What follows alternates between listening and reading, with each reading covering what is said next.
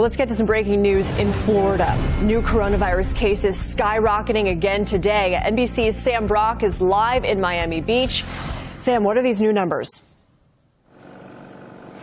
10,000 plus today, Lindsay. Good afternoon. Good to be with you, which takes Florida now to over 200,000 cases of the coronavirus. This weekend, Lindsay, we've seen 21,000. To put that in perspective for you, just a few weeks ago, probably about two, we were between 2,000 and 4,000 cases a day. That was alarming. There are many states right now, Lindsay, Nebraska, Nevada, Arkansas, that have seen 21,000 cases since the pandemic started. It is the reason right now this massive surge in the Sunshine State that we're seeing public officials pulling back on some of the reopenings. Over my shoulder right now, this is Miami Beach, one of the most popular, if not the most popular holidays in South Florida. Normally, this would be a tourist boon covered with people, all kinds of activity going on. It's empty, and with good reason. Concern right now, Lindsay, not just at these aggregate numbers of new cases, but the positivity rate for the state of Florida, which is the number of people tested yesterday, divided by those who tested positive. 17%. In California, they get concerned when they go over 5%, more than triple that here. I spoke with a doctor at Jackson Health. He runs the Trauma and Critical Care Surgery Center there for what is the biggest healthcare provider in the Miami area. And I asked him, if this surge continues at this level, what's that going to look like?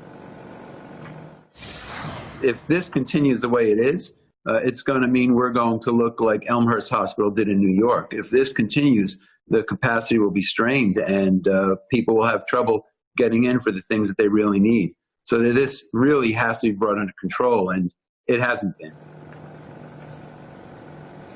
And I asked Dr. Namias, is this a make or break weekend right now for America? He said every single day is make or break, but definitely over the July 4th holiday. So many people want to get out and socialize and be with their friends and be on boats, observe fireworks. The concern is, Lindsay, we are going to see a bump after this weekend. The question is exactly how much. In this state right now, the median age of people testing positive is about 36 or 37.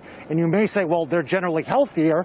That's true. But if you dive even into that healthier demographic, and a small percentage of an expanding number of cases is going to the hospital, that alone is enough to overwhelm a healthcare system. Lindsay? Hey, Sam, I remember on Memorial Day weekend, you were trying to navigate through people on crowded beaches. Such a stark contrast between then and now. What else are you noticing is the difference between these two holiday weekends?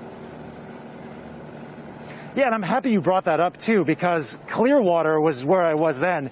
It's actually still open this weekend. Clearwater is open. Daytona Beach, about 3 or 4 hours north of us, is still open. There are parts of Florida that are continuing with their Memorial, or formerly Memorial Day, now July 4th activities, obviously with new restraints in terms of number of groups, masks required in some places, but they're still keeping the beaches open elsewhere in this state. That alone is also rising levels of concern right now this afternoon. Hey there, I'm Chris Hayes from MSNBC. Thanks for watching MSNBC on YouTube. If you want to keep up to date with the videos we're putting out, you can click subscribe just below me or click over on this list to see lots of other great videos.